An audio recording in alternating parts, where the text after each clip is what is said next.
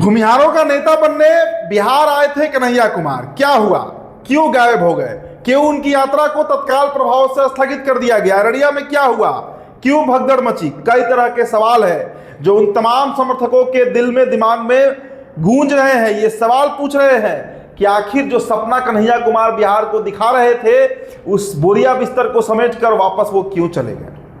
इस वीडियो में दोस्तों इस पर हम विस्तार से चर्चा करने के लिए हाजिर हुए हैं। कन्हैया कुमार एक ऐसा नाम जो बिहार की राजनीति में जब एंट्री मारे 10 मार्च को, तो ऐसा लगा जैसे बिहार में एक बहुत बड़ा बदलाव कर देंगे। 16 मार्च से होली के अगले दिन उन्होंने एक यात्रा शुरू की। बापू धाम चंपारण से उन्होंने यात्रा शुरू किया और उस यात्रा के बाद जिस तरह का माहौल बनने लगा, जिस तरीके से उनको दलितों का, मुसलमानों का, अकलियत समाज के तमाम लोगों का समर्थन मिलने लगा, कई पार्टियों की नींद उड़ने लगी।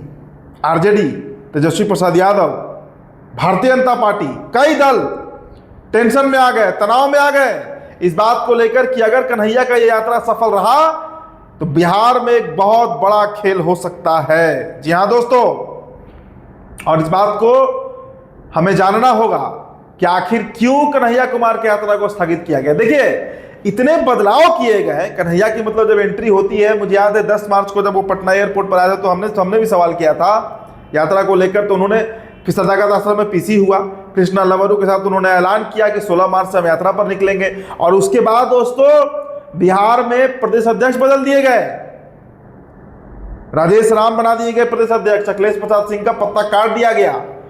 सब कुछ इस तरीके से चल रहा था और देखिए वोट तो जुड़ रहा था कांग्रेस के साथ। इस बात से हम आज भी इनकार नहीं करेंगे कि जिस तरह का जन समर्थन कन्हैया को मिल रहा था, अगर ये यात्रा कंटिन्यू हो जाती, ये यात्रा अगर पूरी तरीके से हो जाती, पलायन हटाओ रोजगार दो यात्रा, तो बिहार में बहुत बड़ा खेल संभव था। लेकिन ऐसा हो नहीं पाया। और क्यों नहीं हो पाया? कौन सी वो ताकतें थी जो इसके पीछे काम कर रही थी? देखिए ना, अचानक से सिर्फ कन्हैया कुमार नहीं, पप्पू यादव को भी पूरी तरीके से साइड कर दिया गया।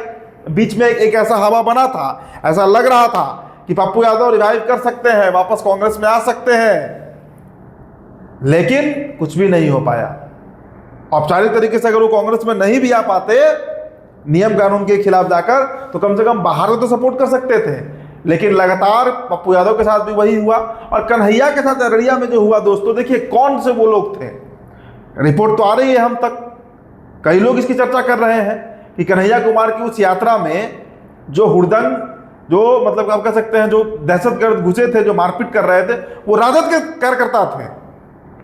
तो सवाल उठता है कि क्या तेजस्वी प्रसाद यादव ने एक सुनियोजित तरीके से कन्हैया की यात्रा को रुकवा दिया, खत्म करवा दिया, स्थगित करा दिया?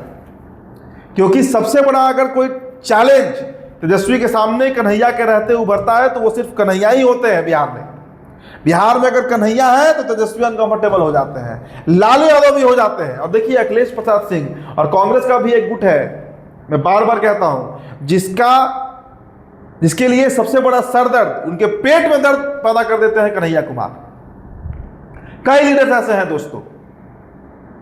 तो कांग्रेस जिसके रिवाइवल की एक चर्चा हो रही थी, राहुल गांधी ने जो दांव खेला कृष्णा लवरू पर, कन्हैया कुमार पर, राजेश राम पर, क्या वो दांव गलत हो गया, गलत पड़ गया? लेकिन दोस्तों मेरा अपना अनुमान है कि वो दांव गलत नहीं था, दांव तो सही खेला गया था।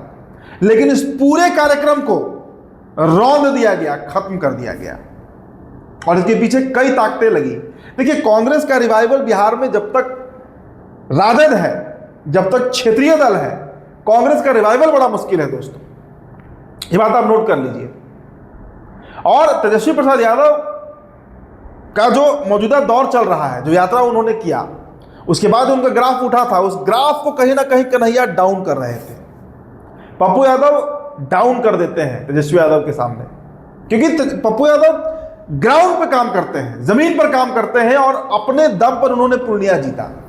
कन्हैया के साथ जो भीड़ जुटती है दोस्तों, वो वही दलित और अकलियत समाज के लोग होते हैं जिनके लिए कन्हैया लड़ते हैं, जिनके लिए कन्हैया आंदोलन करते हैं, जिनके परिवार का कोई अगर कुछ हो जाए, इंसिडेंस हो जाए, तो उसके साथ कन्हैया खड़ा होते हैं, जेल जाते हैं, सबसे लड़ जाते हैं, पूरे सिस्टम के खिलाफ लड़ जाते हैं। और यही पेट दर्द का कारण बनता है कई नेताओं का।